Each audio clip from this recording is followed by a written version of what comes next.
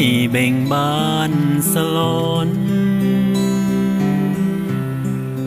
ฟูงอมรผู้เพิ่งสอดใสดอกพิกุลของปีต้นไทรลมปัดไม้มาสู่บ้านตูหูแน่สัตว์เขาโสดสองหูว่าสีจมพูถูกปั๊มเก้าหนึ่ง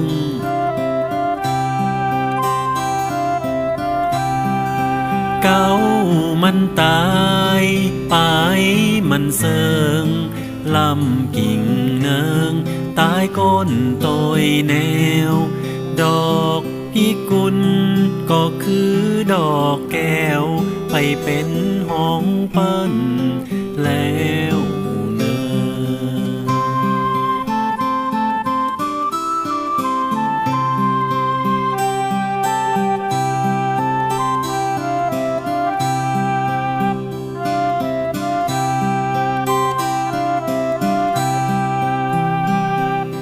แต้มเก้าเดิงกิ่งมันบ่ถอนบ่ไหวคอนเฟือนเตียงมันแต่เล่าตามกำลมปันปัดออกเขามีแต่เก้าไว้วันคอนเฟือนกิ่งมันแต่บ่แสสะเลือนบ่เหมือนลมเจยลำเพยก็จะนั้น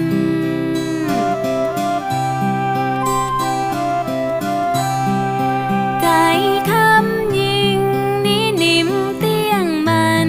บ่เป็นของปันคนใดยังเป็นกระจกแว่นแก้วเงาใสบ่ไว้คนเอียงใจเนิ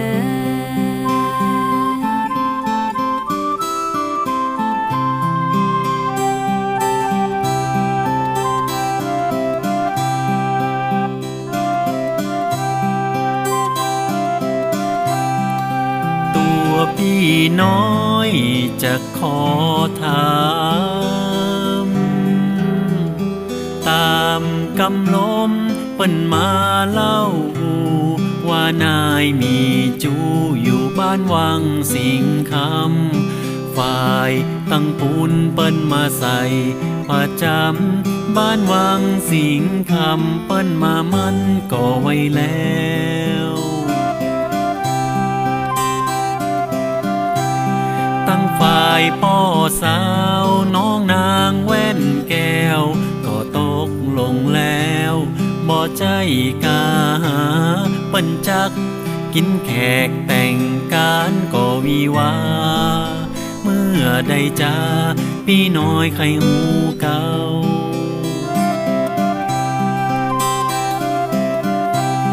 ตั้งฝ่ายใจยาบ่สมเปิ้งเจ้าเพราะเกี่ยมข้าวของเงินทองฝ่ายตั้งนายบ่หมายเจตของ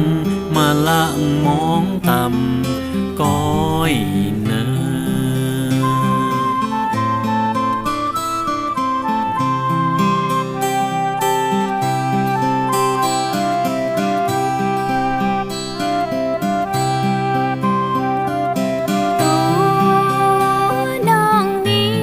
บ่ลาไหล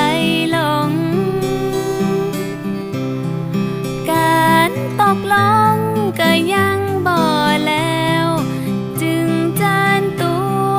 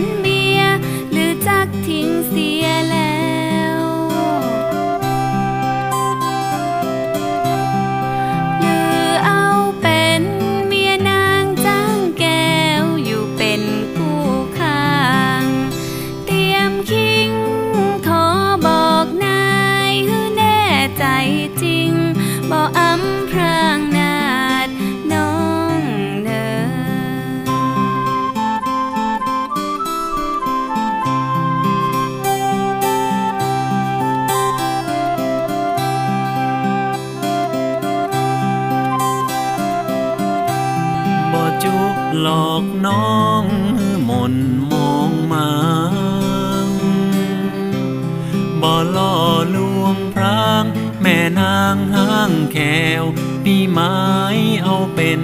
เมียนางจ้างแก้วบ่ฮือคลาดแคล้วเรื่องกรรมสีเนหล่อนแก้วน้องใจยังบ่เวเตียงสมคะเนเหมือนปีกึดเล่า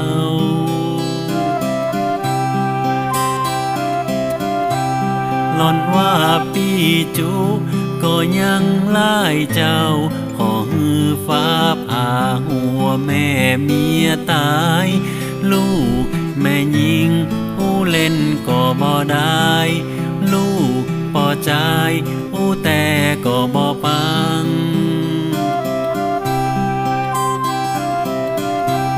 หลอนว่านายตายไปเป็นไก่ตั้งปีน้อยจักตายเป็นคืนฟูบ่ถูกวันผู้ก็บ่คืนฟูเมื่อคืนตึงบ่คืนเมื่อเจ้า